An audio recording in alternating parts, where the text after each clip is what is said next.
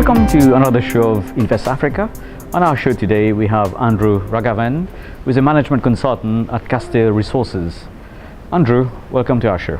Thank you very much for the invitation. Andrew, today we'll be talking about the human resource aspect, which is an important resource in any companies. Tell me, what does Castile Resources do and about yourself? Okay, so Castile Resources is a recruitment agency. We're a specialist recruitment firm, and we originate from Malta.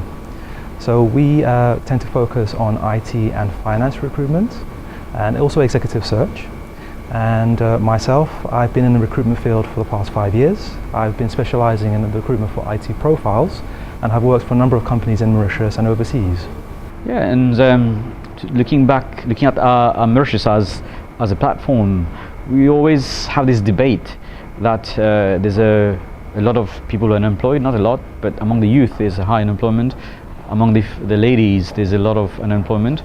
And there's always that debate. We have a problem of structure in terms of the skill doesn't match the demand, and demand doesn't match the skill. Can you tell us more about this? Well, from an IT standpoint, there's a lot of scope and growth opportunities within the IT sector today. Now, the question is whether we can meet demand on time, because as we realize, time is of the essence. And also we know the two pillars who is doing very well in our economy is the IT sector and the financial services, which Castile Resources, I think I might say, is a leader in terms of getting the matchmaking. How do you see these two futures evolving, and maybe tell us more about the talents that is required to make sure that we carry on growing? Yeah, so there's plenty of companies looking to continue setting up operations in Mauritius, expanding their operations in Mauritius, and there's more and more companies wanting to do so. So they're also investigating other countries as well. So our objective will be to help companies find the talent as soon as possible. In a sense, we'll be helping the economy because we're helping to find the talent quickly and bring businesses to Mauritius, because many people know that Mauritius is renowned for its ICT, for its financial services. The profiles are in par with international profiles as well. So our objective is to generate that interest for businesses to want to hire talent in Mauritius, in both ICT and the financial services. And the talent we mentioned, so what sort of skills that we need to bring about in this sector so that we can carry on growing rapidly as we've been so far? Exactly. So in the IT sector today, there's a lot of demand for IT programmers with various different types of skill sets. A lot of the time programmers are being asked to have open source skills, to be able to use open source technologies. In the financial services side, it's more in terms of the accounting profiles. People who are ACCA qualified, fully qualified, completed their level 3. So in today's market we have this kind of profiles, but we need more of them as well. But as the time progresses, hopefully there'll be more on the market. Our objective as well is to help guide people to find the right opportunity for them, and hopefully go into the right sector which would be beneficial for their career. So it's not just purely recruitment, there's also some element of career guidance as well. So the lifelong learning, which we might say. If we, on this human resource aspect, we know we have a lot of people who works very well, which has created the wealth of many different sectors in our economy.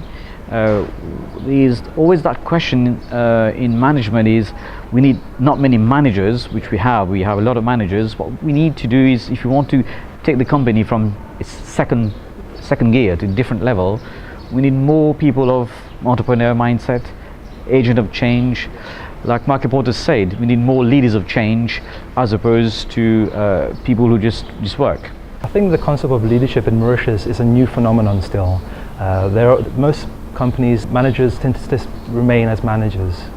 The concept of leadership is still being sunk into the industry today. It's a buzzword. It's a buzzword. Yeah. Not many people have mastered the concept of leaders, but there are those who are very good at what they do and are regarded as leaders in today's industry. I came across a magazine. I think there was a magazine on leaders in Mauritius, but I think I think it's been taken too it's been taken too lightly. I'm sure not everyone in that magazine is a leader. They could be good managers, but may not be good leaders. And I think for education, through practice, through seminars, like you mentioned Michael Porter, he was in Mauritius as well recently, but by attending these seminars and these groups, and by talking to people, that you can pick up what leadership really actually means.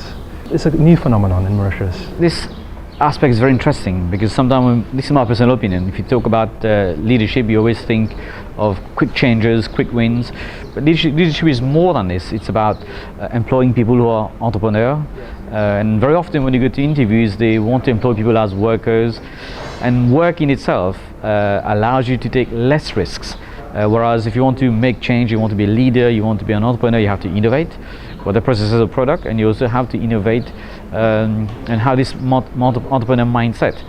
So at some point when we are HR interview people, are we looking for this type of people to lead us? Well, it depends on the kind of questions that we're asking the person, whether we're actually getting the information that we need to figure out the person's mindset and what they're trying to do for their career, how they would like to perceive themselves in the years to come.